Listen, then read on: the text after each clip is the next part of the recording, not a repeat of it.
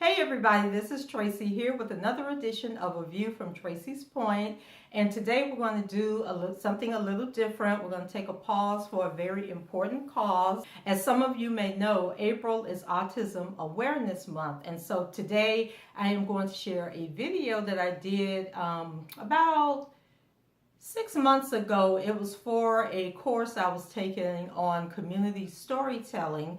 And so it's called Growing Up Autism, and it's where my youngest daughter Shantae is sharing 4 stories about what it was like growing up with a sister that has autism. So for those of you that have been following my channel for a while, you may or may not know that I have a daughter that has autism. I actually have 3 daughters, and Jasmine is my middle daughter. She's 32 years old, and she was diagnosed as being autistic when she was about 2.5, 3 years old. So a little backstory. Jasmine, she was born in 1986. Up until she was about 9 months old, she was progressing like any other infant would. She could crawl.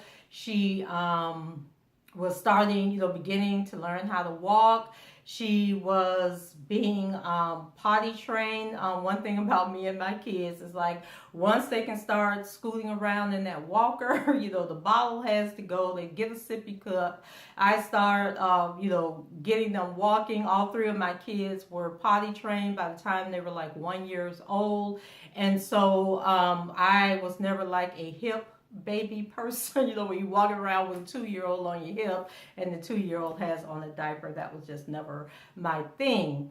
And so when Jasmine was 9 months old, she experienced a seizure. And so some of you may have heard stories in the media where parents were saying that their child developed autism around the time that they were taking, I believe it's the mumps, measles, and rubella shots. And so that was pretty much what happened with Jasmine. I think it was her 2nd shot, and she just suddenly stopped developing mentally. Or not really developing mentally, but she kind of like went into a shell.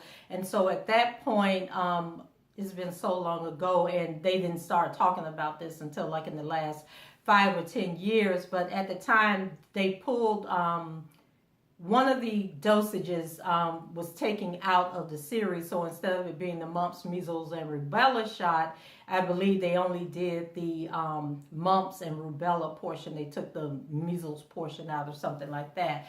But anyway, scientists are arguing. They're saying that there's no correlation to the shots. Parents are saying that, there's too many of us that have had that same experience, so there has to be a correlation. But they're saying that it's not, and so they continue to insist that kids take these shots. So this video with my daughter, she's actually going to be telling these 4 stories. And so just a little insight. And so when Jasmine had this seizure, we were contacted by an organization called Pinellas Association for Retarded Children. And believe it or not, with all this political correctness going on, they are still using that name today. And so they offered her services. They basically took in, provided care for children with any type of illness or developmental disability. And they could go to the school for free. They just asked for parents to donate whatever they could. So when Jasmine was there, I would send her lunches, pay for snacks, make donations to the school, whatever I could in appreciation for what they were doing. So we had a family friend who actually worked at Park, and so she came to me one day and she said, have you ever heard of autism? And so I had heard it in passing but didn't know what it was. And so she explained to me, it was a developmental disability, and that she felt that Jasmine exhibited many of the signs, and so they wanted to test her. So I have a sister that's a registered nurse, and so I was telling her, and she was like, I've never heard of any test for autism. I don't know what they're testing, what they're looking for, but it can't hurt anything. And so I gave permission for them to do whatever this testing was. So they came back and said, yeah, she definitely has autism. And so they explained that the public school system now had a program that was similar to Park, and that Jasmine, would qualify for the school. They started taking them at the age of 3. And so Jasmine went into the Pinellas school system, and the school is called Nina or Nina Harris, depending on how you want to pronounce the word Nina, Harris. And so she attended the school from the time she was 3 until she was 22, the year she turned 23. And 22, I think, is the age that any person can age out of the Pinellas County school system.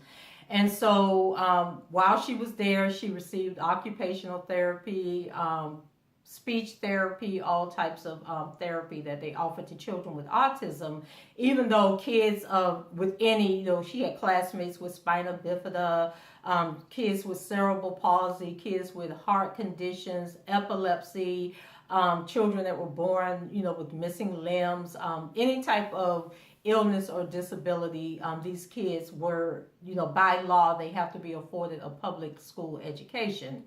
And so I used to raise so much hell at this school. I remember one time I actually had called the media on them. So I know the day my daughter graduated from high school, they probably were so happy to get her from out of there.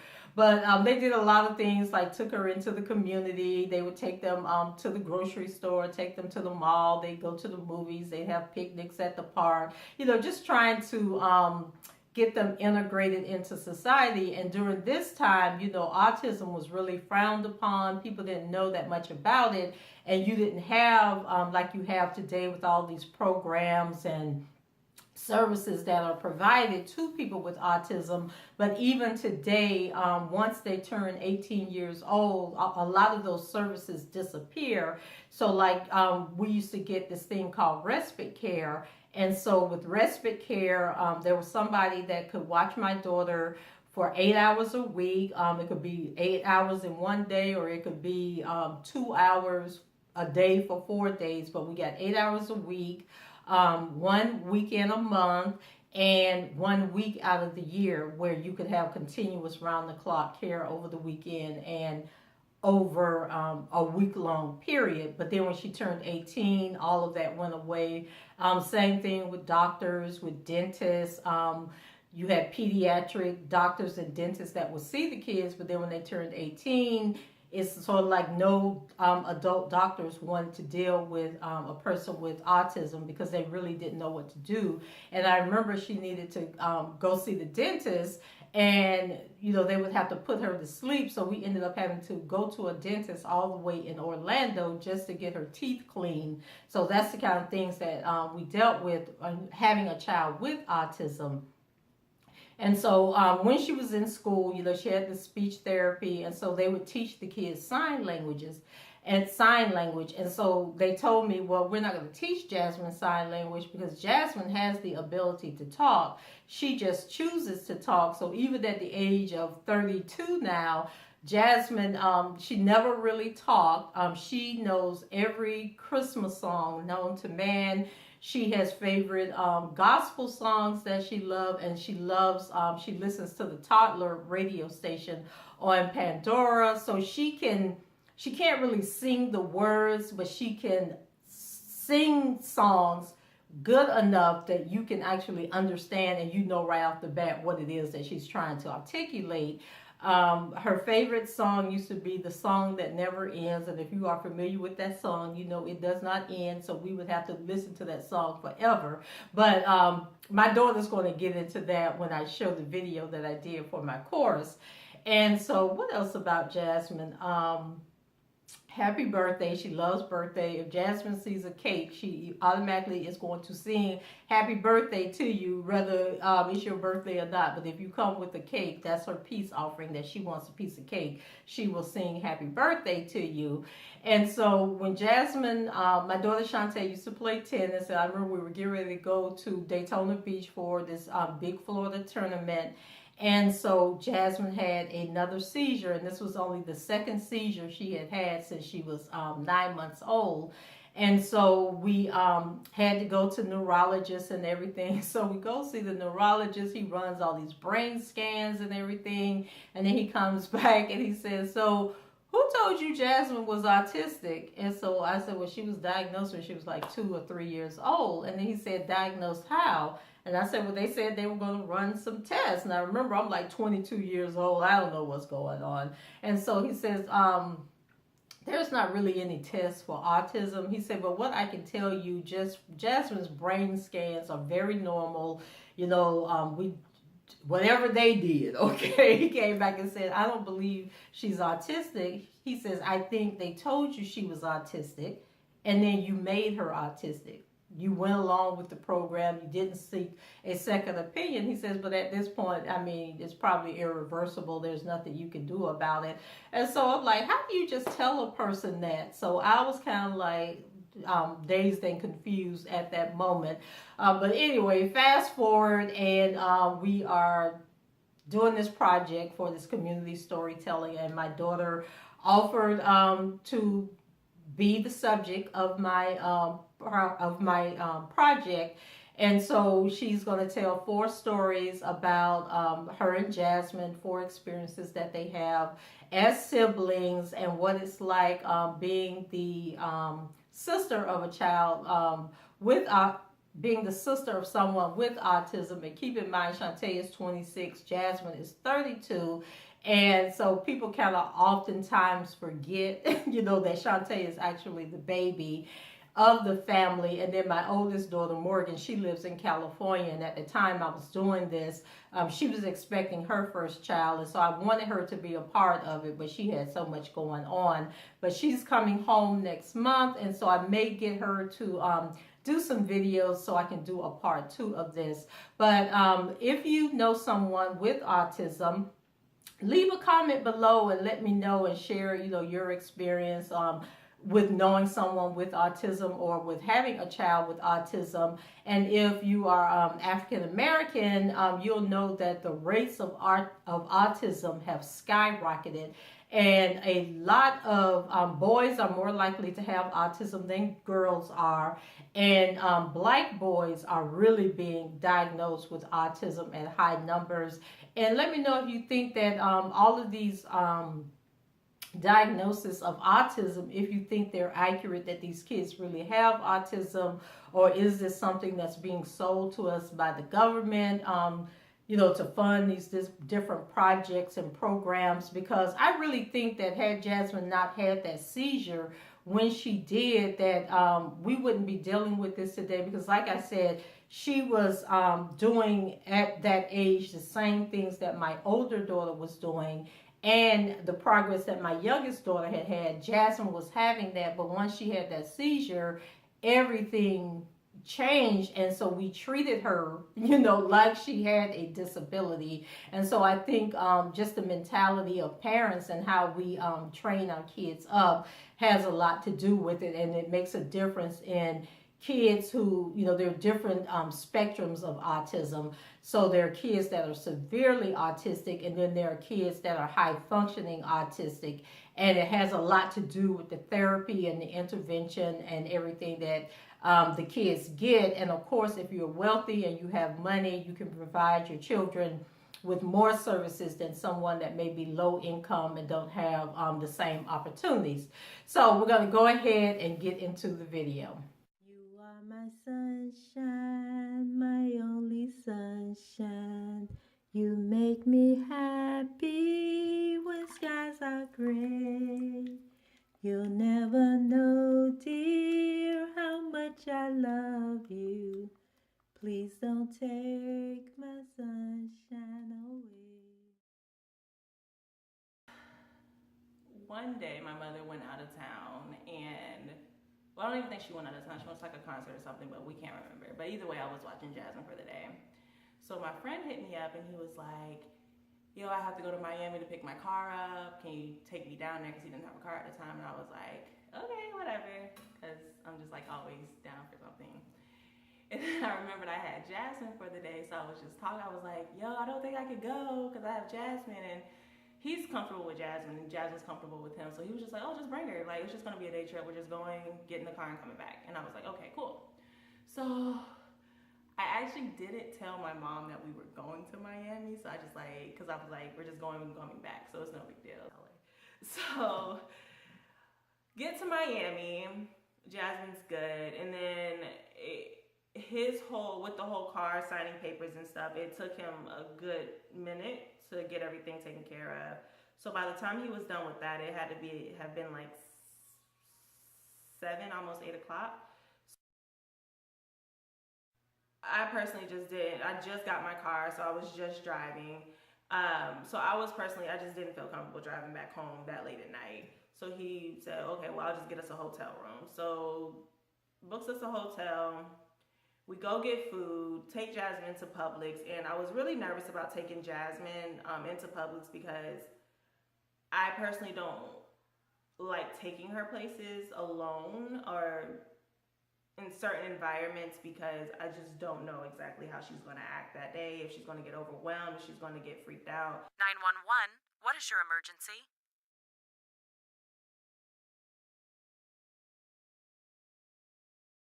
We go in and she's good. She picks out food, she gets candy, she's happy. Pay for everything, we go back to the hotel, and the hotel was actually pretty rundown. It may have been like apartments at one time. The room that we had, it was probably like a little studio apartment. It had like a mini kitchen in it. It was cute, but still run down. So do that, me and Jasmine take a shower, was able to get into bed, everything was cool. We ate dinner, went to bed, went to sleep, woke up the next day, we were on the road. And she did end up having an accident. So with Jasmine, she's pretty good with letting you know if she has to go to the bathroom, or if you look at her, you can tell, okay, she has to go to the bathroom. We get to the gas station, and then I'm pumping the gas, or my friend went in to pay for the gas, and I'm just looking at her, and I could tell she had to go to the bathroom. So I tried to hurry up and get her out of the car, and my car is super small. It was a struggle getting her out of the car. So we get out of the car, get her in the bathroom, and then right before we made it to the bathroom, she ended up going on herself. But it was cool. We were able to get her cleaned up, and she was straight. Got to the car, went on home. Even the night before, when I finally broke down and told her, like, hey, we're in Miami. We're not local, just running errands. I could tell through the text and phone calls, that she was ready to snap on me. And we came home to my mother, who was very calm. And I think she was just more so happy and thrilled that we were able to get Jasmine back in one piece, and that nothing went wrong, or she didn't have like an episode or anything like that. So I think my mother was more so happy about that she completely may have forgotten to curse me out. So that was the Miami trip. I personally think Jasmine had a good old time. My mother seems to think otherwise, but the trip with the cookie company. Since that situation, I don't think I've ever went back there at any location, because that was just really a horrific experience for me. I had to go to the mall for something. I don't know if I needed to return something or if I was picking up something, but either way I had to go to the mall. My friend Raphael, who we went to Miami with, he was with us. And at this time, this was when I got my first car ever. Super old car. It had no child lock on. And typically when we have Jasmine in the car, she's in the backseat, we had the child lock on. So I wasn't able to do that. Told Raphael, hey, I'll be right back. He was like, all right, cool. Got into the mall and realized that I forgot something in my car. Went back to the car, got whatever I needed. And then as I'm walking away, Raphael was on the phone, so he just really wasn't paying no attention to me. So I'm walking away, and then all of a sudden I hear the door open. So Jasmine just decides that she's getting out of the car. So I'm like, where the heck is she going? Why is she getting out of this car? And then I just remembered that she is familiar with the mall, because I think that her school, when she was in school, they used to take her to the mall and they walked around and stuff. So she just hops out of the car, and I'm just like screaming, like, Raphael, you gotta help me, you gotta help me. He completely ignores me. He's on his phone, like laughing it up with somebody, and I'm just like, okay, all right. So I just walk with her. I just take her hand. I just like take a deep breath, and we just go into the mall. And then she goes straight to the cookie company. So it would have been cool if I had my wallet and could pay for a cookie, could pay for anything that she wanted, but I didn't. So we're at the cookie counter, and I'm telling the people, I'm like, you see something is wrong with her. She's not leaving this counter. She's about to like freak out, and I just need you. It doesn't even have to be a whole cookie. It could be a piece of a cookie. I just need something to get her away from this counter. And they just really weren't working with me, and it was starting to get frustrated because how do you not have compassion? How do you would rather not help me out by giving me a cookie? And like I said, it didn't even have to be a whole cookie. You couldn't help me out to get her to calm down and get her away from the counter, but you just wanted to be nasty. So, you know, a few people asked me if I needed help, and I just really wasn't wanting the help. I don't know why, but at the moment I just really wasn't into it. And then a lady came up, or I was still trying to work with the people. They just weren't working with me. And they were just like looking at me like, I wish they would get this girl and go. And I'm just like, clearly I can't. A lady comes up, and she's just like really sweet, and she's just like, do you need help? And I'm like, yes. And she was like, what do you need? I was like, can you just buy me like a cookie? And she was just like, okay, I'll help you. So then she goes and gets Jasmine a few cookies, gives them to Jasmine. Jasmine's just happy, and then she's just telling me that her son had autism. So she completely understood. I'm just like, thank you so much. So Jasmine's happy at this point. She's eating her cookies. We're just walking around the mall, and then finally she just guides me back to the car.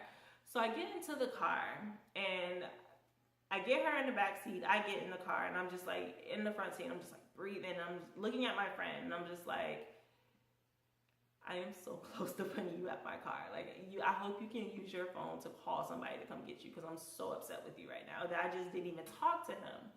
So as I'm just driving, and I just start crying because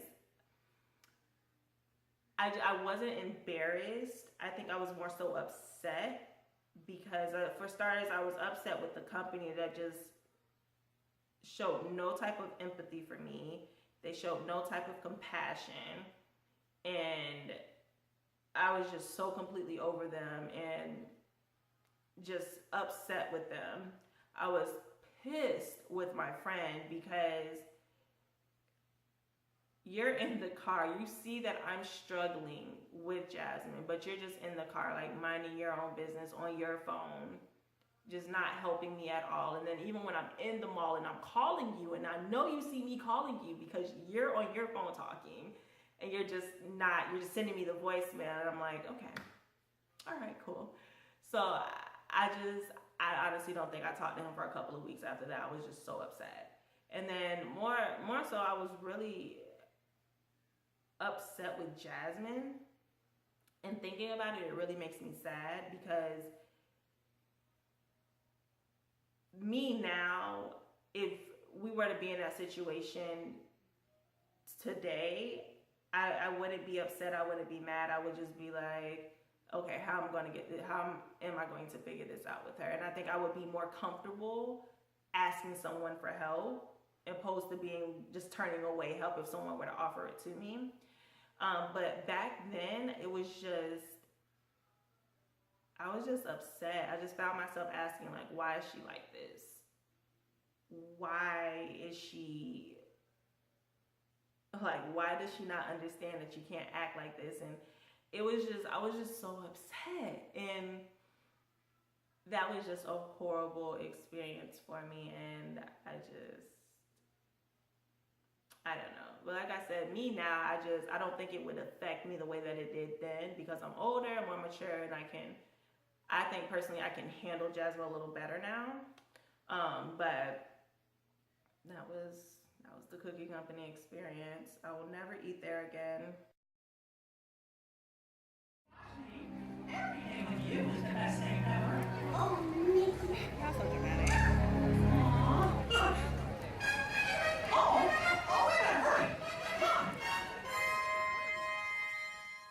Jasmine really loves Disney World. She is in love with Disney World. I think at this point we try to make it like a yearly thing to go to Disney World for her. I just think that Disney World is her safe place. Because like we can go anywhere else and there can be a lot of people and she'll just get really overwhelmed, really,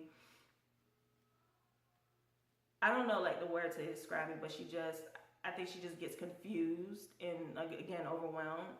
But with Disney World, with the thousands and thousands of people there, she just seems so comfortable and just so at home.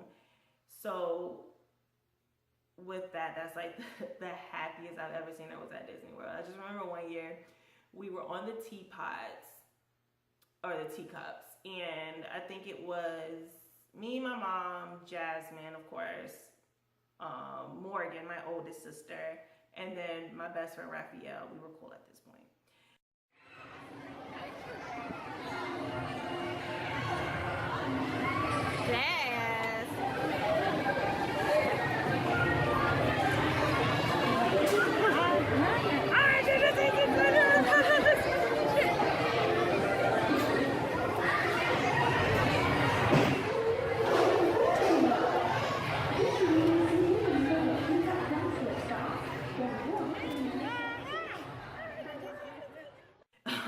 So we were all there, and then we were just making the cups go as like fast as we could.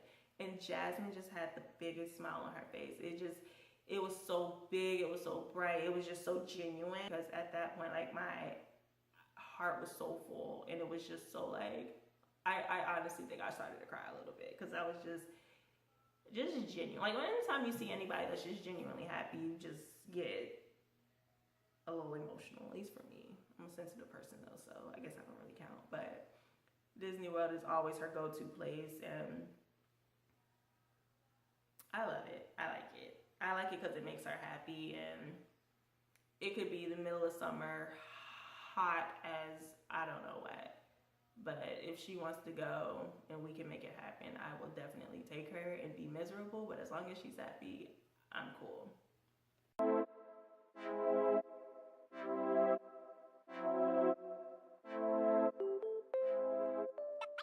So Jasmine has this cheer. So when she was back in school, she was a cheerleader. And it's a cute picture that she has where she has like little pom-poms. They're so cute. So I guess they had little teams that they had with the school, and Jasmine was a cheerleader.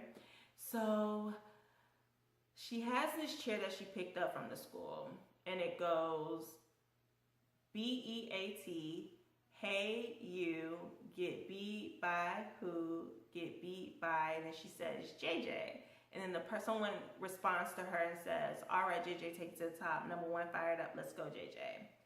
That is her, she says that cheer all day, every day. It could be me, her, and somebody else. I could be doing something, not paying her any attention. The other person could be doing something, not paying her attention. She will say the cheer, and she'll just randomly say it.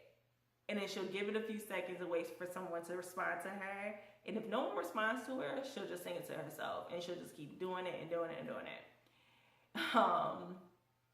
And then even with that cheer, if she's ever in a mood, if she's ever frustrated, if she's ever throwing a temper tantrum, if you just say that cheer to her, she will perk right up and be happy. She may go back to her mood, but in that very second, you're able to get her to calm down at least a little bit, just by doing that cheer. And then there's another cheer that she does, or that she did. She doesn't do it now. If you do it with her, she'll do it, but it's nothing that she'll just do on her own. And it goes JASMIN,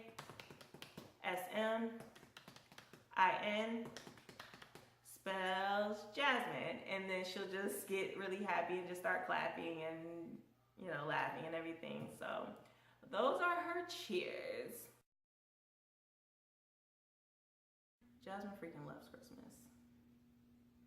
She loves Christmas. It could be middle of summer and she's listening, jamming Christmas songs. And she knows just about every Christmas song there is known to man. And she can sing them to you word from word.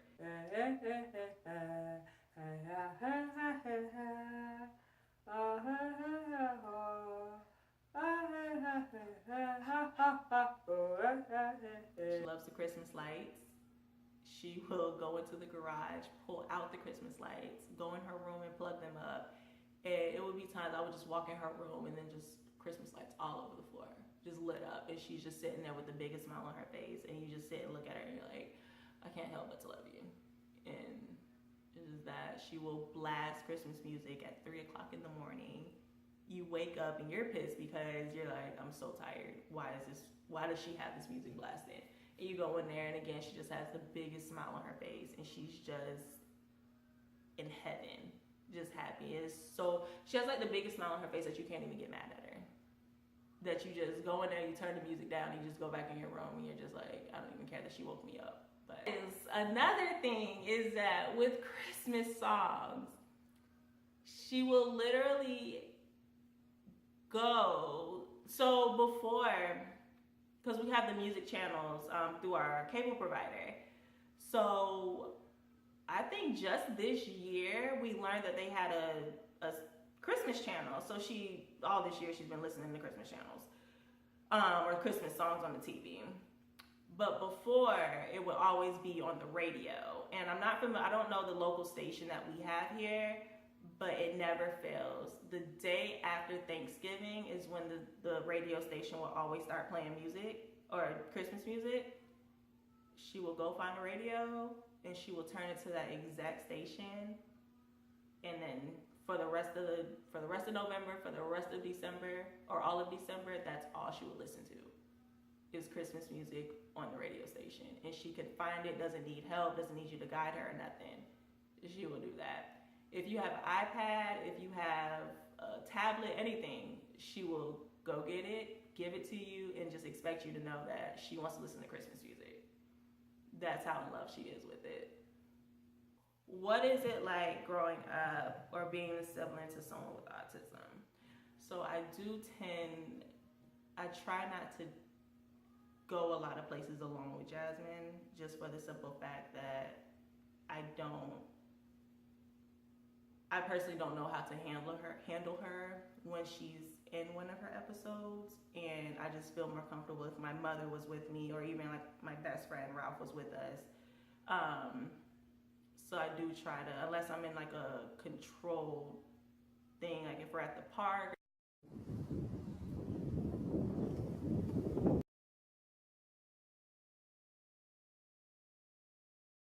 If we're at the beach where I know she'll be good. But other than that, I just really try not to take her too many places because like I said, I just don't know exactly how she's going to respond. So I can honestly say that my mother has done an amazing job at making our lives as easy as possible with having Jasmine as a sister. Super normal. I never felt the burden of having a special needs sibling. I never felt like I had to make sacrifices just to make sure she was taken care of, or just to make sure she was good. Even if my mom ever wanted to do something, when I was younger at least, when my mom wanted to do something, go out with her friends or concert or anything, I never felt like I had to make a sacrifice to make sure that Jasmine was good. So that's something I'm very grateful to my mother for. Even with tennis, we traveled a lot. Like I feel like at least every other weekend we were always on the road somewhere, and Jasmine would come along with us, and it would just be a good trip. I play my match, Jasmine would be good, we would go home and be happy. So it was never, again, I just never felt the burden of having Jasmine as a sister. I always felt like the little sister, even though I do refer to her as my little big sister. But again, I've always felt like the little sister of the family. I never felt like I had to step up with Jasmine or anything like that, because like I said, my mom just has done an amazing job at making my life as normal as possible and not allowing for me to feel any type of burden of having a special needs sibling. So I do appreciate her for that. Where would I be without you? You make my world go round. It was upside down. You make my heart sing loud.